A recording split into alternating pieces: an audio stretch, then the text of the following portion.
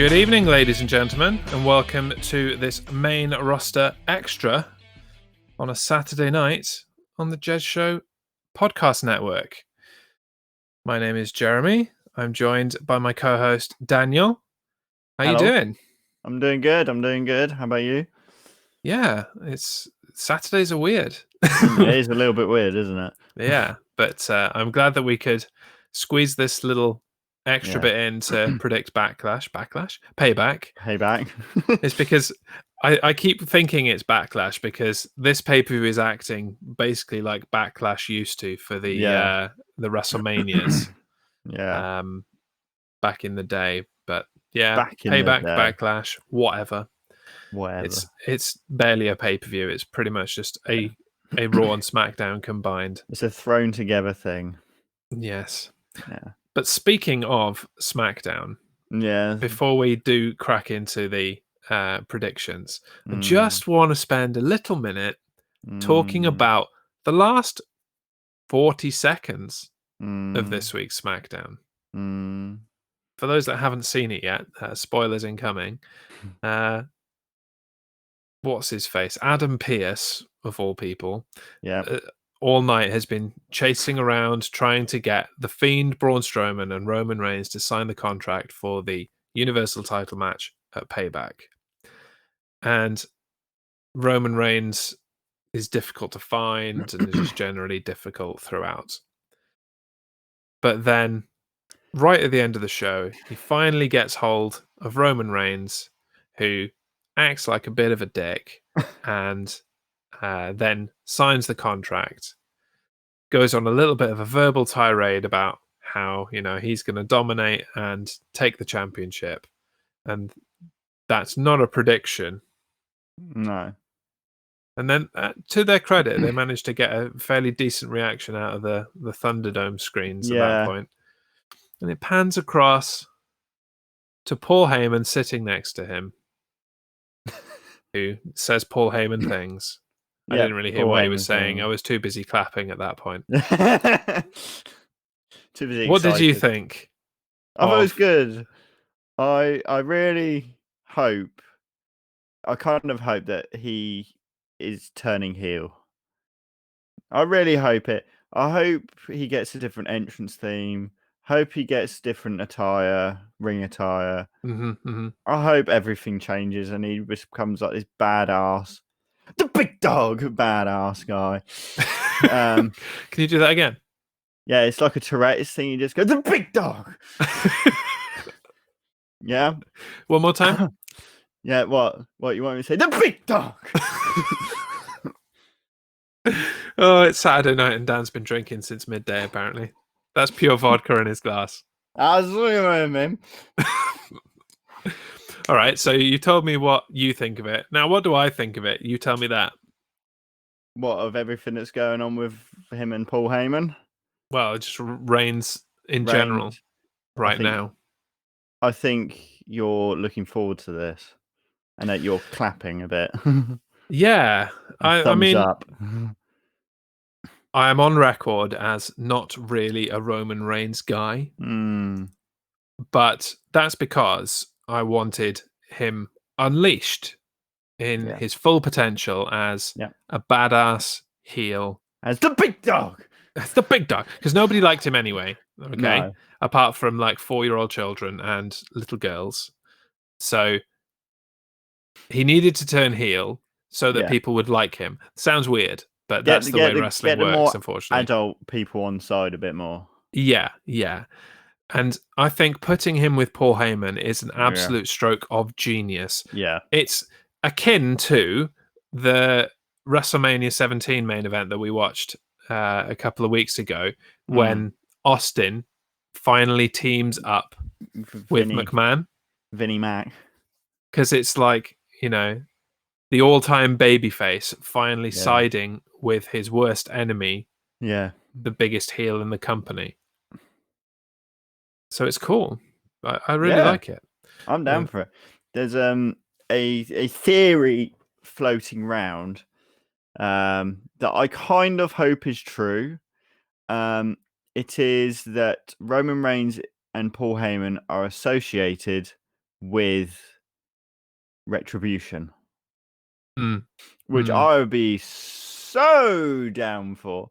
And the theory is like, if you noticed, they weren't there at SummerSlam, which is when Roman Reigns appeared. So that was probably like Paul Heyman saying, "You guys stay away because Roman Reigns is going to do his thing." Yeah, but they then weren't they on were SmackDown there. either, were No, they? exactly. Yeah, exactly. But the big dog was. I think I've got to say that every time I mention him now, haven't I? Okay. Well, yeah. I mean, as long as you don't knock yourself out on your bedpost or something, yeah. I'll just be sat here doing the show on my own. But yeah, I mean, to speak to your, I hope he is heel, not to Dan's dirt sheet you, but I have heard a rumor that he is definitely heel. Yeah. But for the crappiest of reasons. Oh God.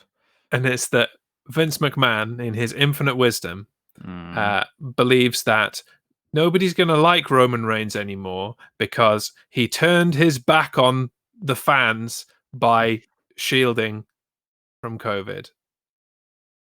That is shite. You're telling me. But if this skewed nonsense antique Republican thinking is what gets us a heel Roman Reigns finally, then whatever, Vinny. Bring it on. You and Trump can think what you want. Go for it. Trumpety Trump. So yeah, I'm excited at the prospect of a full heel Roman Reigns. They've just got to do it. Yeah. They've got to go all in. Yep. He's got to be a badass. Yeah. He's got to put his teeth away. Yeah. And Paul Heyman needs to do most of the speaking for him because his voice is annoying. Shocking.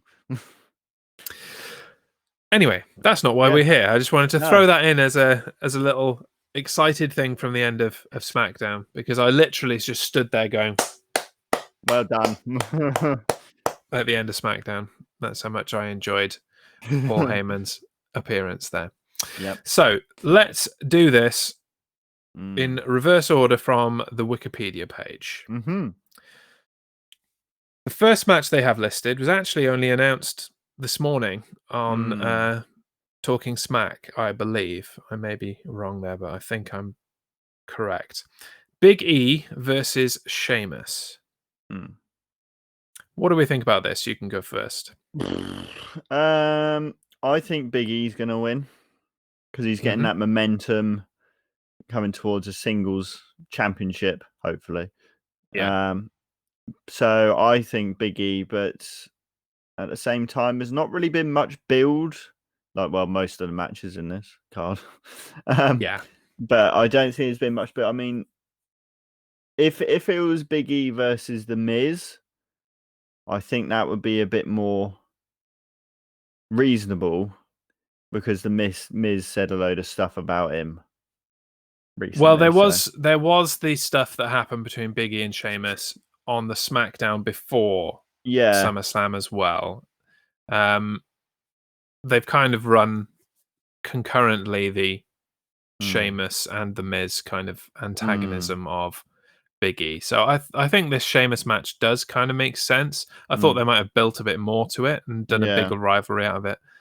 But I'm with you. I think Big E wins this to continue on this path that he's going on. Yeah. Lots of people are thinking that this Big E train is going to ride all the way through to WrestleMania. Maybe against heel Roman Reigns. That would be cool for the title. I'll be up for that. The SmackDown main event part of WrestleMania. So who knows? But Big E. Matt has joined us in the chat. He says Big E as well. Everybody thinks Big E. Everyone thinks Big E. So it's going to be Sheamus, obviously. Yeah. Next, we have Matt Riddle versus King Corbin. Finally, yeah. This is like the only match that makes sense for the entire card. Yeah, I know. I'm not sure who's going to win on this. I'm swaying a bit more towards Matt Riddle because King Corbin's he's not attacked him, but got other people to attack him quite a few times, like Chad Gable, who doesn't know if he's a heel or a babyface. So I think I'm going to go for Matt Riddle. Okay. Unfortunately, I have to agree with you again. Is this going to be one of these? It might be one of these, but you need to win this, so it only really hurts you. Yeah, I know. I could just agree with you the entire time. It'll be a wash, and I'll win the whole year by default. But no, in all seriousness, Corbin has got the upper hand on Riddle quite a lot, and has antagonized him regularly. So I think it's time for the babyface to kind of get that final win, and Riddle can move on to someone else. Yeah. So Riddle is the obvious winner to me. Question from the chat: when will Otis cash in, and will he win? I don't think Otis is ever going to cash in. I think they're just going to casually forget that it exists. He's going to be the only person not to cash in. Yeah. I mean, I still personally think that he's going to cash in for the tag team titles. Yeah, I think that would be good, because I don't think that's ever been done before. So it's never been. I mean, it's never been cashed in for not a world championship. So that'd be cool if they did that. I'm not sure saying that it's ever been cashed in for the Universal Championship, has it? Who won last year? Who was the male Money in the Bank winner last year? Was it Brock last year? No, it was Braun. It was Braun, and then it was Braun and Brock the year before. Brock won the WWE title with WWE. And Braun Strowman didn't win. No, he didn't, because it wasn't. And he cashed in on the WWE champion as well, because that was. What was it? I don't know. But I can't remember. All I remember is Brock Lesnar coming out with his boombox rubbish.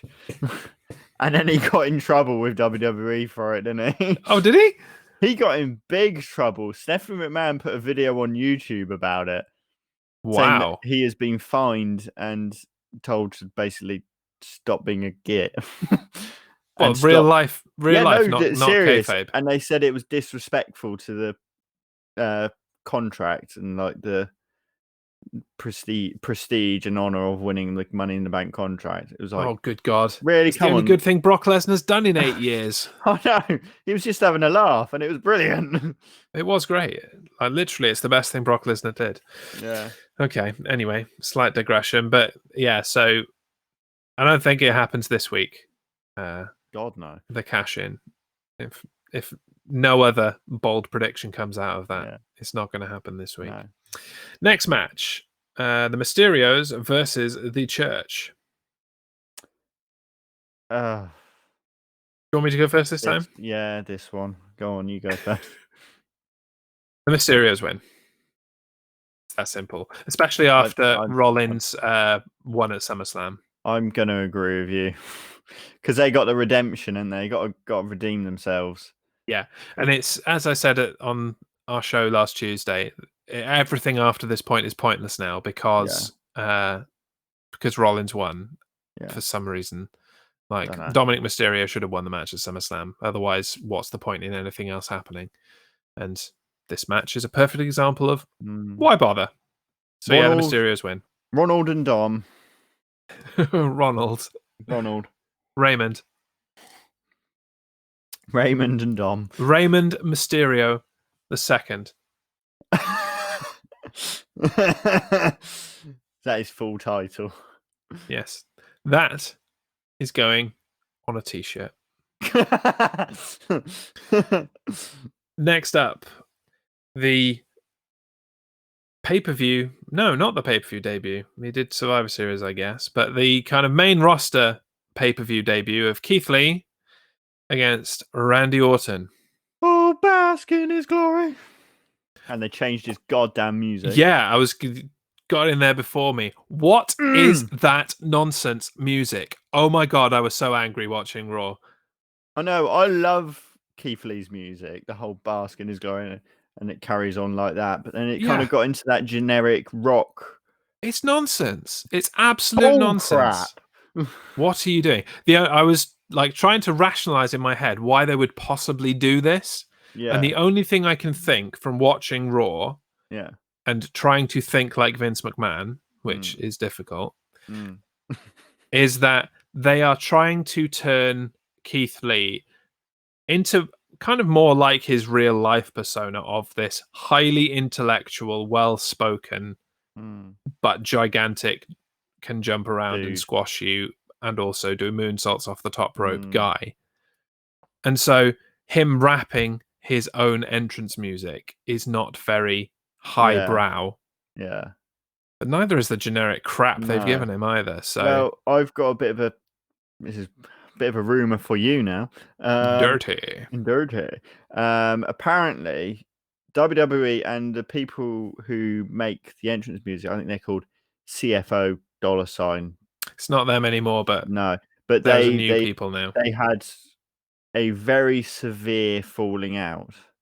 Yeah. Oh, yeah. And apparently, Keith Lee's was done by them, and WWE are encouraging all superstars who have music by them to try and change it. Oh. So that might be a reason. It could be wrong, but you know.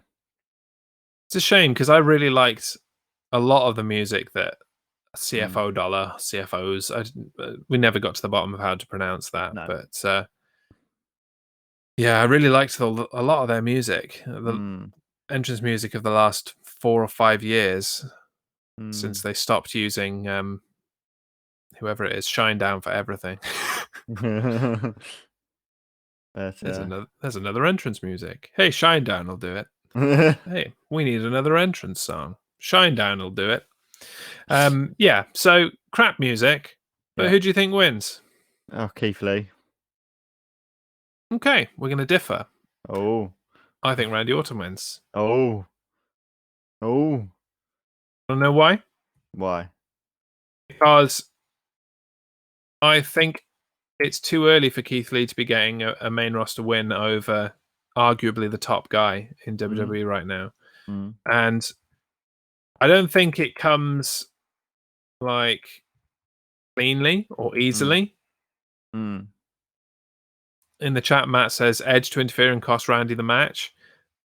I think it might be something that backfires. Somebody coming to intervene in some way and it not working out, and Randy Orton taking advantage of a distraction, splitting out of the ring, running back in, kicking Keith Lee in the head as he's leaning over the ropes or something.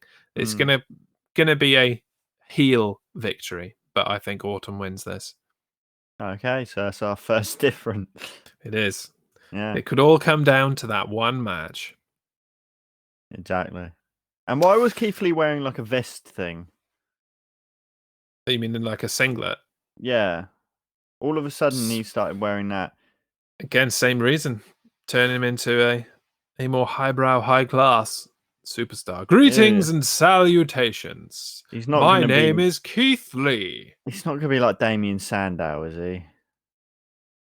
If he starts holding the mic like a wine glass, like Damien Sandow used to do, then I'm all in. Just have Damien Sandow's old music. Hallelujah. That wasn't done by CFOs. No. Next match. Yep. Apollo Crews versus Bobby Lashley with MVP and Shelton Benjamin for the ball bag belt. I think Bobby Lashley. Okay. I'm going to stick with Apollo Crews. Yeah. Yeah. I'm not really sure, to be honest, so I'm just going to differ from you. Yeah. I think that the MVP and Shelton will get involved and Apollo will be distracted. Usual rubbish. Yeah. I mean, I can see Lashley winning, but equally, it's all been a bit nonsense, and I don't think they know what they're doing with that stable. And has Lashley won a singles championship? He was the United States. Yeah, he was the United States champion. I can't, for some reason, I can't remember. Or was it the Intercontinental? He won one of the mid card belts. I can't remember which one. I couldn't remember when he was being managed by Leo Rush. Ah, yes, the guy who got released. Yeah. Lashley, Lashley, Lashley. That one. That guy. Yeah.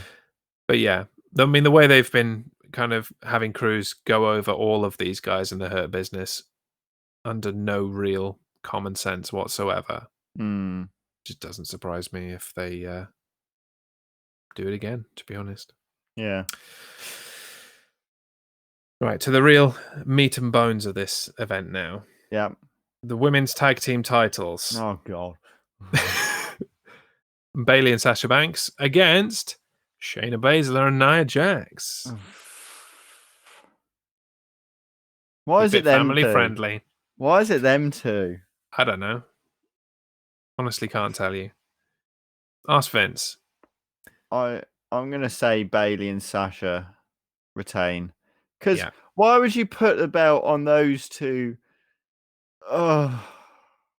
I mean, Vince probably thinks it's funny.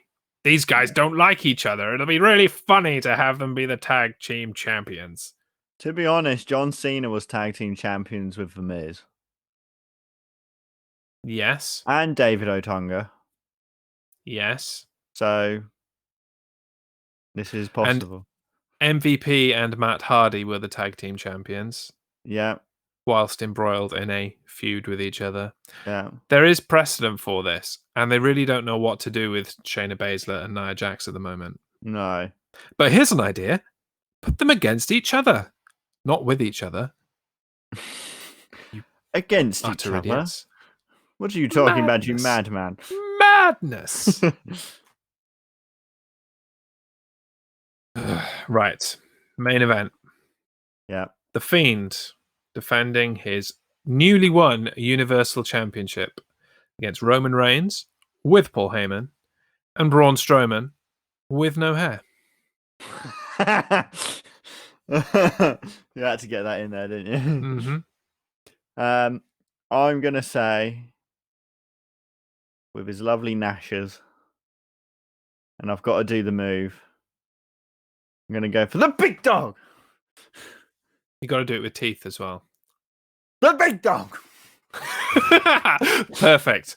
That's the look. That's the look. Matt, clip that. Now you can see why I'm single. The big dog.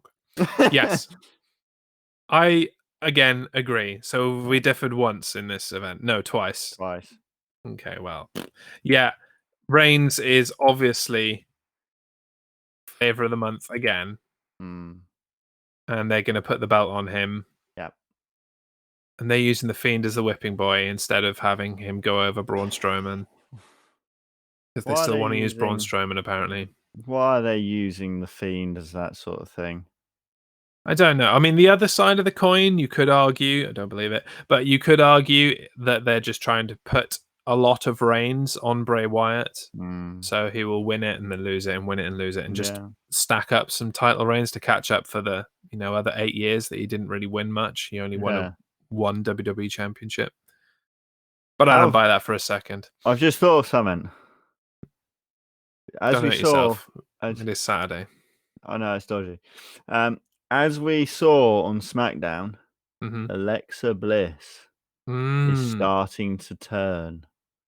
She had a little braid in her hair, which is a tenuous excuse if I've ever seen one. I think it was a braid. I think it was a dreadlock. Yeah, same thing. Dreadlock, braid, whatever. You're the hair expert, dude. It's not me. I still like her. Especially with those pigtails. But, do you remember what I said about a potential Fiendy Alexa Bliss? Yeah. Going on the old Harley Quinn kind of vibe. Yeah. Bring it on. Let's do it. Let's do it. We're getting it. It's happening. Jez is going to be right again. I don't care. It's Alexa Bliss. I still like her. Oh, yeah, me too. I want to see it. I want to see creepy, fiendy Alexa Bliss Quinn. That's going to be her full ring title. Alexa Bliss Quinn. Making her way to the ring. Creepy Alexa Fiendy Harley Quinn Bliss. That's a mouthful. It is. Like Roman Reigns' teeth. Whee!